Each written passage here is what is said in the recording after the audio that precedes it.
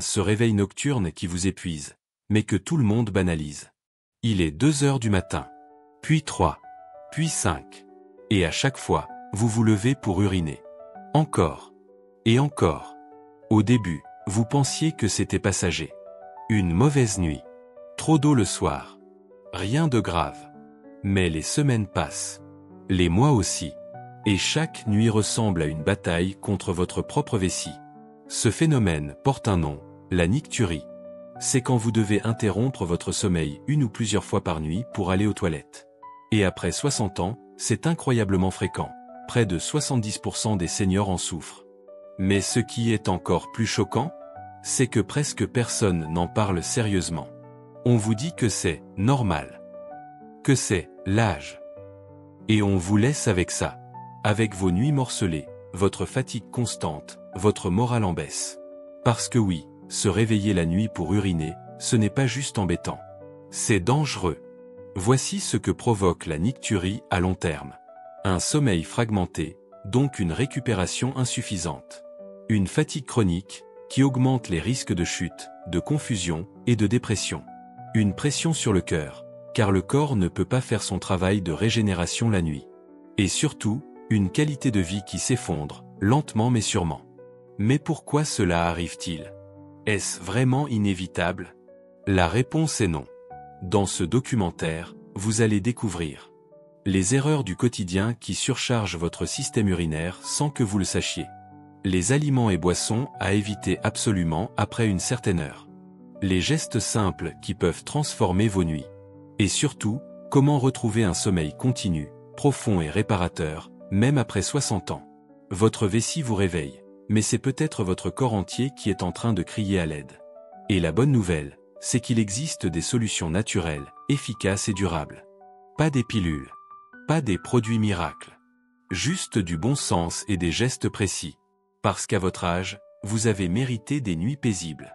Et il est temps que votre sommeil redevienne un refuge, pas une corvée. 2. Ce que vous buvez après 18 heures sabote votre sommeil, sans que vous le sachiez. Vous pensez peut-être que vous vous levez la nuit parce que votre vessie est capricieuse. Mais si on vous disait que le vrai coupable se trouve souvent dans votre verre du soir? Ce que vous buvez, et surtout quand vous le buvez, peut déterminer la qualité de vos nuits. Et après 60 ans, votre corps ne gère plus les liquides comme à 30. Les reins filtrent plus lentement, la vessie devient plus sensible, et le contrôle des sphincters peut s'affaiblir. Résultat? Une gorgée en trop, et vous êtes bon pour 2 ou 3 réveils nocturnes. Voici les erreurs les plus fréquentes que font les seniors, sans s'en rendre compte. Boire beaucoup d'eau au dîner ou en soirée. Vous voulez rester hydraté, c'est bien. Mais après 18 heures, chaque verre supplémentaire est une invitation à vous lever dans la nuit. L'idéal? Boire suffisamment dans la matinée et l'après-midi, et réduire drastiquement les liquides après le repas du soir. Les fausses bonnes idées, tisane, soupe, fruits juteux. Oui, une tisane semble apaisante, mais elle remplit votre vessie.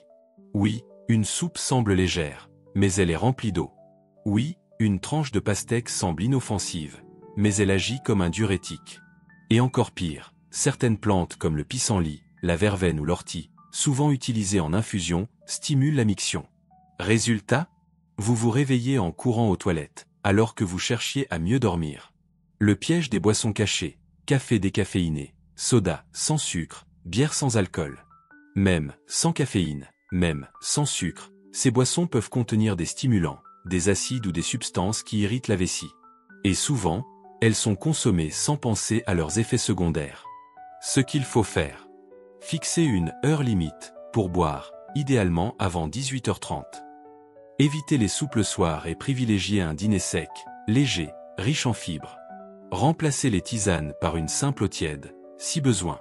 Observez votre réaction, chaque corps est différent, mais votre vessie parle. Écoutez-la. Ce que vous buvez n'est pas anodin. Après 60 ans, votre corps ne pardonne plus les excès, même liquides. Alors si vous voulez retrouver des nuits entières, commencez par regarder votre routine du soir.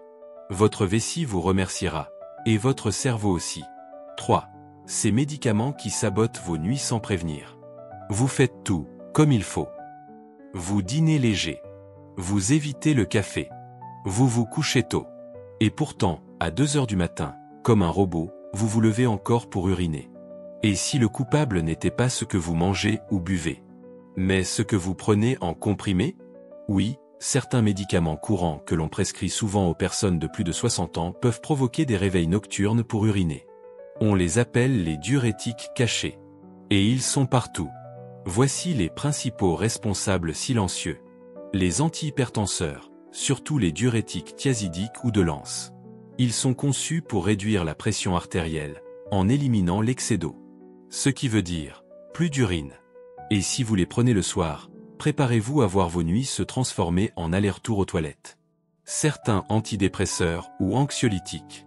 Ils peuvent interférer avec le cycle du sommeil et stimuler la vessie. Double peine. Les médicaments contre le reflux gastrique, IPP. Utilisés à long terme, ils peuvent provoquer une hyperactivité vésicale chez certaines personnes. Les somnifères? Ironiquement, oui. Certains perturbent la qualité du sommeil profond et rendent plus sensibles aux signaux de la vessie. Mais personne ne vous dit ça clairement. Parce que ces effets sont souvent considérés comme secondaires. Mais pour vous, ce ne sont pas des détails. Ce sont des nuits perdues. Ce que vous pouvez faire. Vérifiez vos prises. Notez l'heure de chaque médicament. Si vous prenez un diurétique après 18h, il y a déjà un problème. Parlez à votre médecin. Ne jamais arrêter un traitement seul, bien sûr. Mais demandez s'il existe une alternative à prendre le matin, ou une autre classe de médicaments. Écoutez votre corps. Si un nouveau médicament coïncide avec l'apparition de réveils nocturnes, ce n'est peut-être pas une coïncidence. Tenez un carnet de vos nuits. Notez quand vous vous levez, ce que vous avez pris, et à quelle heure. En quelques jours, des patterns vont apparaître. Ce n'est pas une question de paranoïa. C'est une question de qualité de vie. Et votre sommeil, après 60 ans, est aussi précieux que votre tension artérielle. Alors avant de chercher une nouvelle pilule pour mieux dormir, commencez par regarder les pilules que vous prenez déjà. La solution se trouve peut-être dans ce que vous pensiez être la solution. 4. Vous avez chaud, vous transpirez, et votre vessie s'emballe. Vous vous réveillez trempé de sueur. Ou alors, vous vous retournez sous les couvertures, incapable de trouver une température agréable. Et puis, comme par réflexe, vous vous levez pour aller aux toilettes. Mais, et si ce n'était pas vraiment l'envie d'uriner? Et si c'était la chaleur corporelle qui déclenche votre vessie? Oui, c'est réel. Et ça touche des millions de seniors, surtout après 60 ans. Avec l'âge, le système de régulation thermique du corps devient moins efficace. Vous êtes plus sensible à la chaleur, votre transpiration se déclenche plus vite, et cela stimule la production d'urine. Résultat? Le corps cherche à se refroidir, et utilise la vessie comme sortie d'urgence. Ajoutez à cela des couvertures trop épaisses, des pyjamas en matière synthétique, une chambre mal ventilée, un chauffage mal réglé l'hiver, ou encore la ménopause chez les femmes, avec ses bouffées de chaleur nocturne. Et vous obtenez un cocktail parfait pour ruiner votre sommeil. Ce qu'il faut éviter. Dormir dans une pièce au-dessus de 20 degrés Celsius. Idéalement, une chambre doit rester entre 16 degrés Celsius et 18 degrés Celsius. Utilisez des couettes trop chaudes ou des oreillers qui retiennent la chaleur.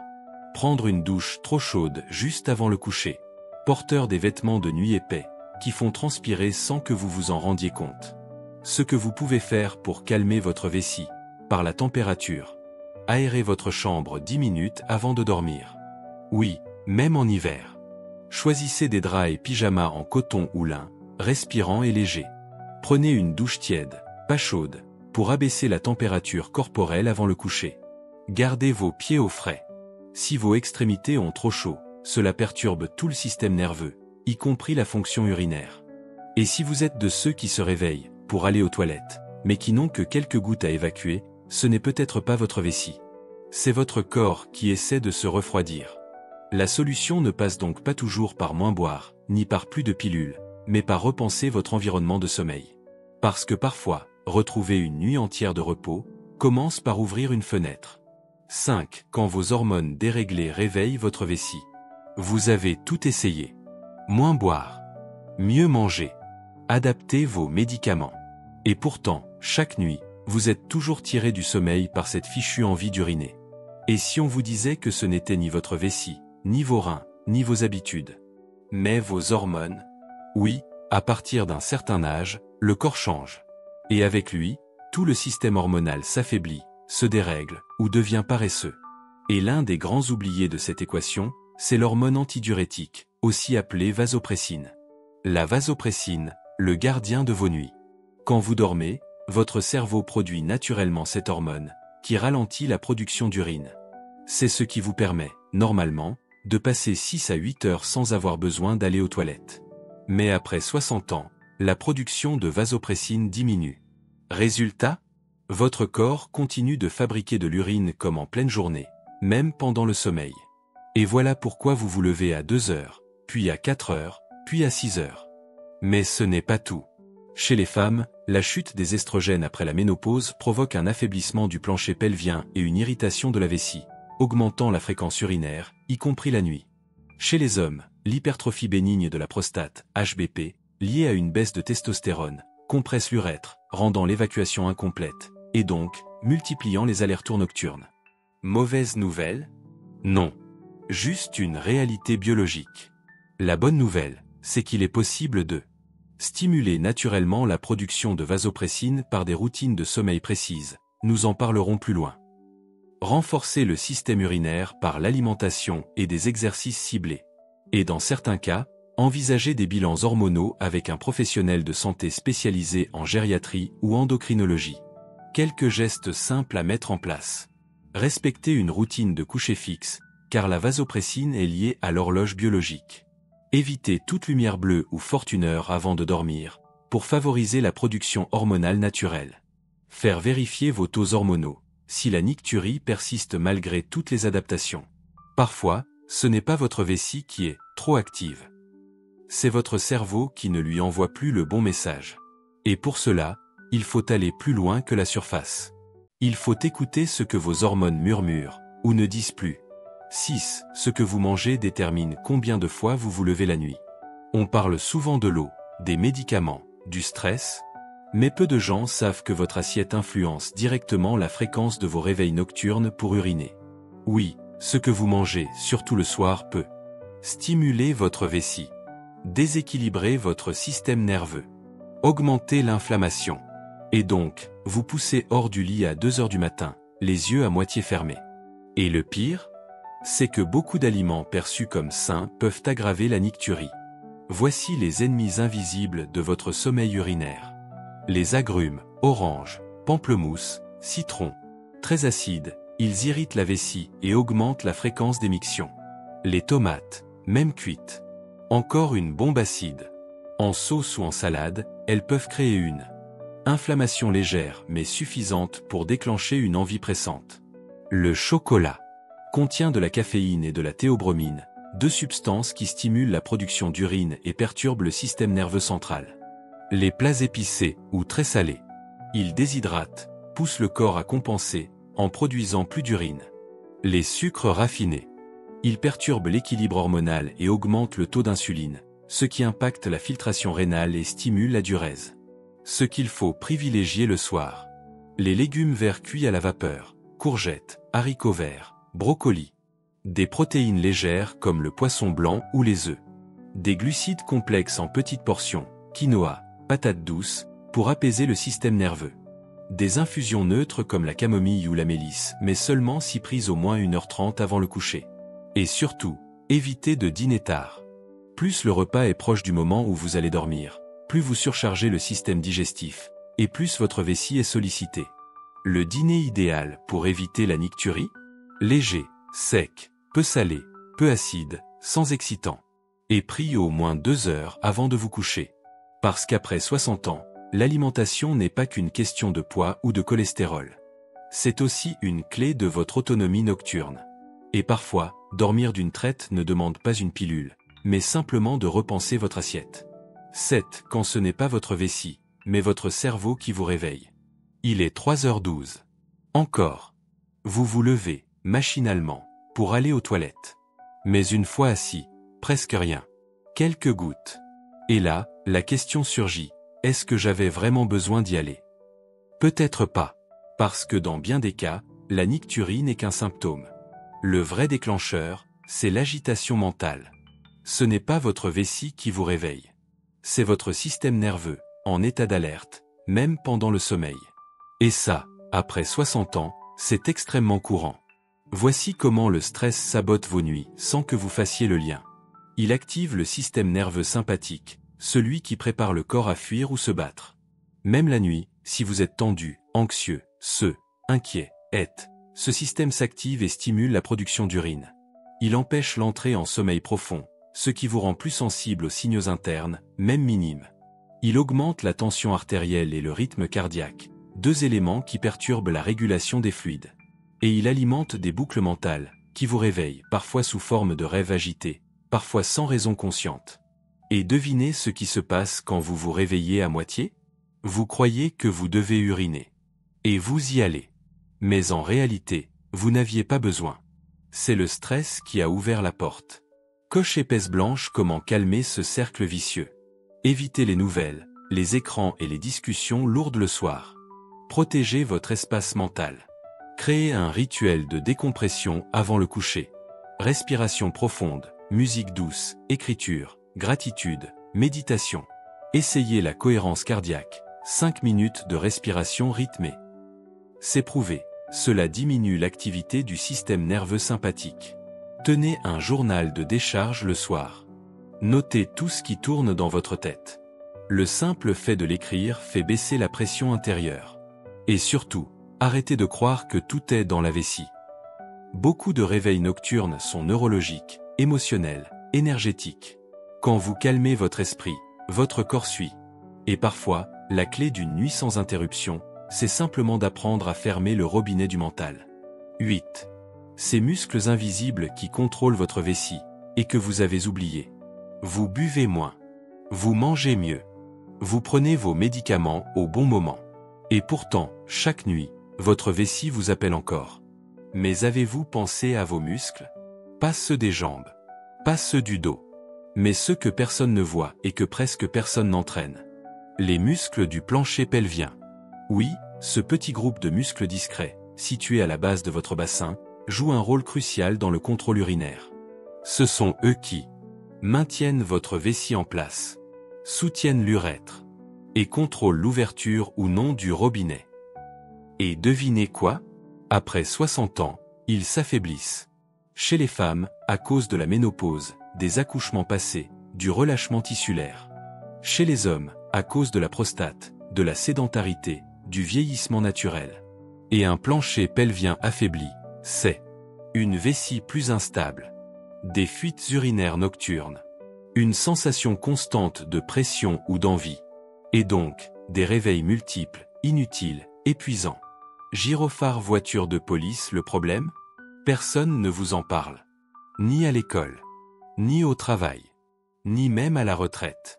Alors que ces muscles se travaillent comme n'importe quel autre groupe musculaire. Les solutions sont simples, mais demandent de la régularité. Les exercices de Kegel. Oui, ils ne sont pas réservés aux femmes enceintes. Contractez les muscles comme si vous vouliez retenir l'urine. Tenez 5 secondes, relâchez. Faites ça 10 fois, 3 fois par jour. La respiration diaphragmatique.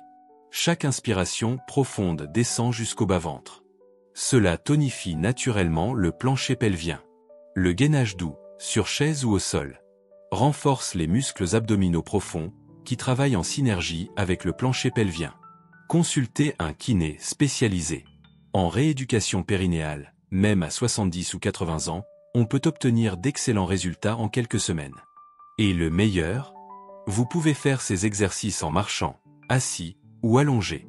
Personne ne le verra. Mais votre vessie, elle, sentira la différence. Parce que parfois, pour arrêter de vous lever la nuit, vous n'avez pas besoin d'un médicament. Vous avez juste besoin de réveiller les bons muscles. 9. Dormir d'une traite n'est pas un luxe, c'est un droit, et c'est possible. Vous avez peut-être fini par croire que se lever la nuit pour uriner, c'est normal après 60 ans. Que ça fait partie du vieillissement. Que c'est comme ça maintenant. Mais non. Ce n'est pas une fatalité. Ce n'est pas une punition du temps. C'est un signal. Un appel du corps qui dit « Aide-moi. Corrige ce qui m'empêche de me reposer. » Car oui, dormir toute la nuit, sans interruption, sans fatigue au réveil, c'est encore possible. Et ce n'est pas réservé aux jeunes. Il suffit parfois de boire un peu moins, mais au bon moment. Manger autrement, mais avec stratégie. Comprendre vos médicaments et leur timing. Rafraîchir votre chambre et votre système nerveux. Renforcer des muscles que vous aviez oubliés. Apprendre à calmer votre mental avant de calmer votre vessie. Et surtout, écoutez votre corps. Parce qu'il parle. Et la nuit, ces murmures deviennent des cris, quand on les ignore trop longtemps. Mais vous avez le pouvoir de tester, d'ajuster, d'améliorer, pas à pas, nuit après nuit. Parce qu'il n'est jamais trop tard pour mieux dormir. Et rappelez-vous d'une chose. Chaque nuit complète que vous gagnez, c'est un jour entier que vous vivez avec plus d'énergie, plus de clarté, plus de joie. Alors ce soir, ne laissez pas votre vessie dicter vos réveils. Prenez les rênes. Parce que votre sommeil, après 60 ans, ce n'est pas du bonus. C'est du carburant pour vivre pleinement.